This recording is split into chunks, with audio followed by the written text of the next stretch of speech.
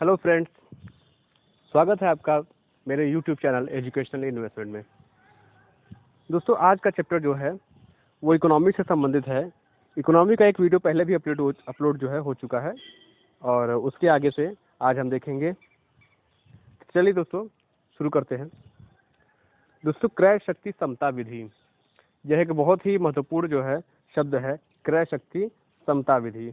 और इसका जो सबसे पहले यूज किया गया था वह अंतर्राष्ट्रीय मुद्रा कोष के द्वारा किया गया था। ठीक है, किसके द्वारा? अंतर्राष्ट्रीय मुद्रा कोष के द्वारा।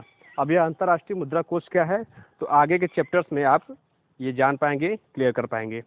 अभी तो आप जो है केवल नाम से ही संतुष्ट हो जाइए। ठीक है, तो 1993 में इसका यूज किया गया था अंतर्राष्ट्रीय मुद्रा कोष के द्वारा। और इस समय वर्तमान में विश्व बैंक जो है वो इसी के यूज के द्वारा, इसी के प्रयोग से विभिन्न देशों के रहन सहन स्तर का पता लगाता है। किसका? रहन सहन के स्तर का पता लगाता है और उसमें कंपेयर करता है। ठीक है, कौन? क्रय शक्ति समता विधि का प्रयोग करके जो है विश्व बैंक। चलिए आगे देखते हैं। अब अगला है निवल आर्थिक कल्याण।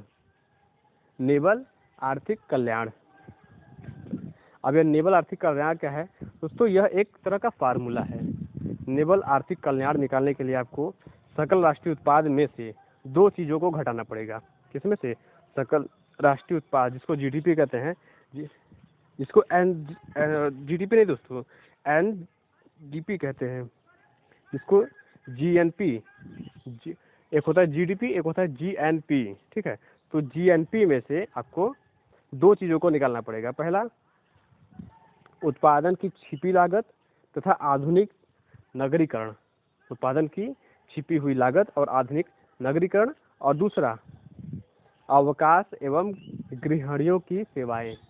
ठीक है, दो चीज़ों को इसमें से घटाना पड़ेगा निवल आर्थिक कल्याण को निकालने के लिए। सकल जो है जीएनपी में से पहला उत्पादन की छिपी लागत तथा आधुनिक नगरीकरण की हानियां, और दूसरा अवकाश तथा गृहिणियों के द्वारा, मतलब जो औरतें घर की गृहिणी होती हैं उनके द्वारा की गई सेवाओं को घटा दिया जाता है। चलिए, सैमुएल्सन एक जो है व्यक्ति थे, उनका कहना था कि निवल आर्थिक कल्याण जो है वह लोगों के जीवन निर्वाह में सुधार की सही माप करेगा। ठीक है, सैमुएल्सन ने बताया कि जो यह है निवल आर्थिक कल्याण जो है वह लोगों के जीवन निर्वाह की सही से सुधार की माप करने में यह समर्थ है। चलिए, और इस धारणा का सबसे पहले प्रयोग जो है सेबो और डेली तथा कॉब ने 1989 में किया था। किसने? सेबो, डेली तथा कॉब ने 1989 में किया था। जीवन की गुणवत्ता में सुधार की माप के लिए विलियम नोरधास तथा जेम्स टोबिन ने मेजर ऑफ इकोनॉमिक वेलफेयर की धारणा विकसित की। किसने विकसित की? विलियम नोरधास तथा जेम्स टोबिन ने इकोनॉमिक वेलफेयर। ये इकोनॉमिक वेलफेयर क्या है अभी आगे के चैप्टर्स में आप देख लेंगे। इकोनॉमिक वेलफेयर की धारणा का विकास किया, जिसे बाद में सैमुएल्सन के द्वारा संशोधित तथा नेट इकोनॉमिक वेलफेयर कहा गया। ठीक है, चलिए अब अगला देखते हैं मानव विकास सूचकांक। मोस्ट इम्पोर्टेंट मानव विकास सूचकांक। ठीक है, इस सूचकांक का प्रतिपादन 1990 में यूनाइटेड नेशंस डेवलपमेंट प्रोग्राम से जुड़े अर्थशास्त्री महबूब उल हक तथा उसके सहयोगियों ने किया था। किसने किया था दोस्तों? महबूब उल हक ने किया था। यूएनडीपी, ठीक है, यूएनडीपी आप लोग जानते होंगे। यूएनडीपी उसका मुख्यालय कहाँ है, कब बना यूएनडीपी, अभी सब आप आगे देखेंगे। तो यूएनडीपी के द्वारा 1990 में मानव विकास सूचकांक, ह्यूमन डेवलपमेंट का जो है प्रतिपादन किया गया। मानव विकास सूचकांक के 3 आधारभूत आयाम हैं दोस्तों। कितने? 3। पहला, ज्ञान, जन्म और जन्म के समय की जीवन प्रत्याशा तथा क्रय शक्ति समायोजित प्रति व्यक्ति के रूप में प्रदर्शित करना। ठीक है, कौन कौन सा? ज्ञान, जन्म के समय जीवन प्रत्याशा तथा क्रय शक्ति समायोजित प्रति व्यक्ति के रूप में प्रदर्शित होती है यह। चलिए अगला देखते हैं। जीवन निर्वाह स्तर। ठीक, मानव विकास सूचकांक का उच्चतम मान 1 हो सकता है। कितना हो सकता है? मानव विकास सूचकांक का उच्चतम मान 1 हो सकता है। ठीक है, ये क्वेश्चन दोस्तों आया हुआ है। मानव विकास सूचकांक का न्यूनतम मान और उच्चतम मान कितना होता है? तो न्यूनतम मान इसका 0 और उच्चतम मान 1 हो सकता है। और मानव विकास सूचकांक जो है वह स्वास्थ्य, शिक्षा, आय आदि के स्तर पर तैयार किया जाता है। ठीक,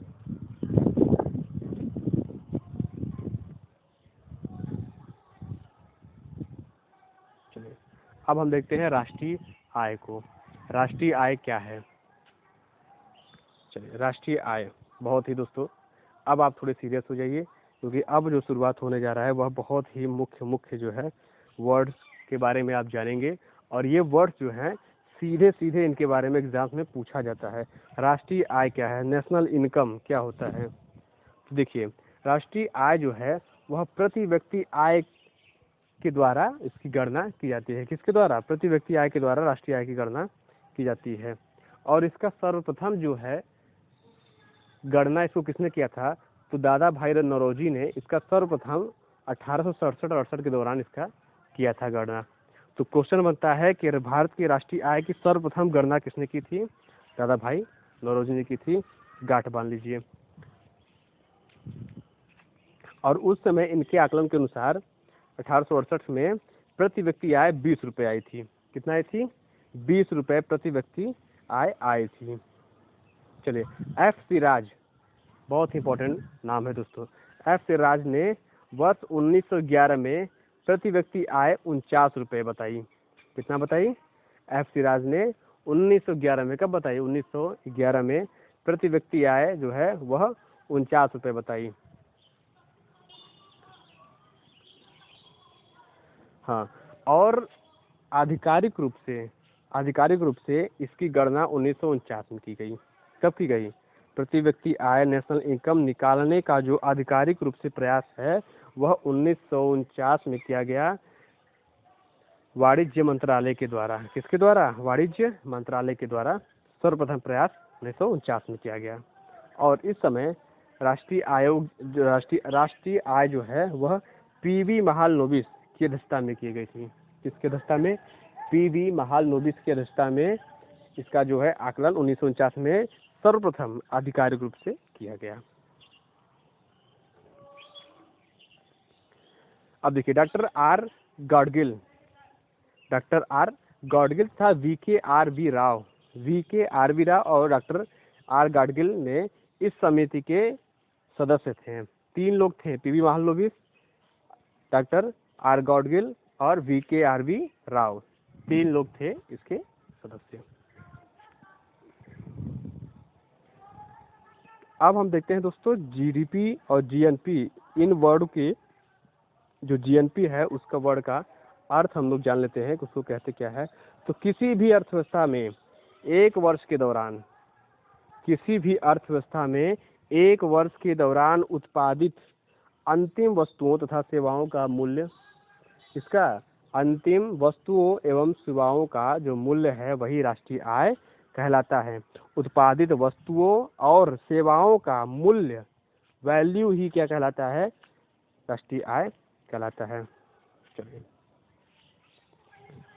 एक क्वेश्चन दोस्तों बहुत ही ज़्यादा पूछा गया है कि भारत में राष्ट्रीय आय का आकलन कब से लेकर कब तक के दौरान किया जाता है? कब से लेकर कब तक? तो वित्तीय वर्ष इसको बोला जाता है। इकोनॉमी की भाषा में, अर्थव्यवस्था की भाषा में उसको वित्तीय वर्ष कहा जाता है। तो भारत में राष्ट्रीय आय का आकलन किस वित्तीय वर्ष के दौरान किया जाता है? तो वह वित्तीय वर्ष है 1 अप्रैल से 31 मार्च के आधार पर। 1 अप्रैल से आपका स्टार्ट होगा वर्ष और 31 मार्च को 1 वर्ष पूरा हो जाएगा, उसको कहेंगे 1 वित्तीय वर्ष पूरा हो गया। ठीक है, 1 अप्रैल से लेकर 31 मार्च तक। चलिए, भारत में जो सांख्यिकी विभाग है उसके अंतर्गत केंद्रीय सांख्यिकी संगठन, बहुत ही महत्वपूर्ण संगठन है। केंद्रीय सांख्यिकी संगठन किसके अंतर्गत काम करता है? सांख्यिकी विभाग के अंतर्गत केंद्रीय सांख्यिकी संगठन कार्य करता है और यह राष्ट्रीय आय के आकलन और उसके प्रकाशन के लिए उत्तरदायी है। ठीक है, तो क्वेश्चन बनता है कि भारत में राष्ट्रीय आय का आकलन और प्रतिपादन कौन करता है? तो केंद्रीय सांख्यिकी संगठन। दूसरा क्वेश्चन बनता है कि भारत में जो केंद्रीय सांख्यिकी संगठन है वह किस विभाग के अंतर्गत आता है? केंद्रीय, तो यह सांख्यिकी विभाग के अंतर्गत आता है। किसके विभाग, कौन सी विभाग? सांख्यिकी विभाग के अंतर्गत आता है। इस कार्य में राष्ट्रीय प्रतिदर्श सर्वेक्षण संगठन केंद्रीय सांख्यिकी संगठन की मदद करता है। कौन मदद करता है? प्रतिदर्श, राष्ट्रीय प्रतिदर्श सर्वेक्षण संगठन, राष्ट्रीय प्रतिदर्श सर्वेक्षण संगठन केंद्रीय सांख्यिकी संगठन का इस कार्य में मदद करता है। और इसकी स्थापना कब हुई थी? 1951 में। ठीक है, केंद्रीय सांख्यिकी संगठन की स्थापना कब हुई? 1951 में। क्वेश्चन आया हुआ है, आने वाला भी है दोस्तों। आगामी कई परीक्षाओं में, जितने भी परीक्षा UP++ के, RRB के, NTPC, कितने भी एग्जाम्स आने वाले हैं सब में पूछ सकता है। केंद्रीय सांख्यिकी संगठन जो है, जो राष्ट्रीय आय का आकलन और उसका प्रकाशन करता है, वो कब स्थापित हुआ? 1991 मई में। ठीक है, साइमन कुटजेंस ने राष्ट्रीय आय लेखांकन का जन्मदाता किसको कहा जाता है? साइमन कुटजेंस को। ठीक है, क्वेश्चन दोस्तों आता है कि राष्ट्रीय आय लेखांकन का जन्मदाता किसको कहा जाता है? राष्ट्रीय आय लेखांकन का जन्मदाता किसको बोला जाता है? साइमन कुजनेट्स है दोस्तों, कुजनेट्स को कहा जाता है। और इसी कारण इनको नोबेल पुरस्कार भी मिला। किस लिए? राष्ट्रीय आय लेखांकन के जिम्मेदारी के लिए इनको नोबेल पुरस्कार भी मिला है। चलिए, तो ठीक है दोस्तों, आज के वीडियो में बस इतना ही। अगर आपने इसके पहले का वीडियो नहीं देखा है तो डिस्क्रिप्शन में मैं उसका लिंक डाल दे रहा हूँ, आप उसको जरूर देखिएगा। क्योंकि बीच से अगर आप स्टार्ट करेंगे तो आपको कुछ समझ में नहीं आएगा, सब बोरिंग जैसा लगेगा और मज़ा नहीं आएगा। तो पहले उसको देख लीजिए, उसके बाद इसको देखिए। और अगर यह वीडियो आपको अच्छा लगा है तो लाइक करिए, शेयर करिए, सब्सक्राइब करिए, बेल आइकन को जरूर दबा दीजिए। क्योंकि चैनल नया है, ग्रो करने के लिए तड़प रहा है और आपके आशीर्वाद की बहुत ज़्यादा ज़रूरत है। तो ठीक है दोस्तों, इसी के साथ नमस्कार। ज्ञान लीजिए, ज्ञान बांटिए, खुश रहिए, क्योंकि ज्ञान नॉलेज अच्छी चीज़ है।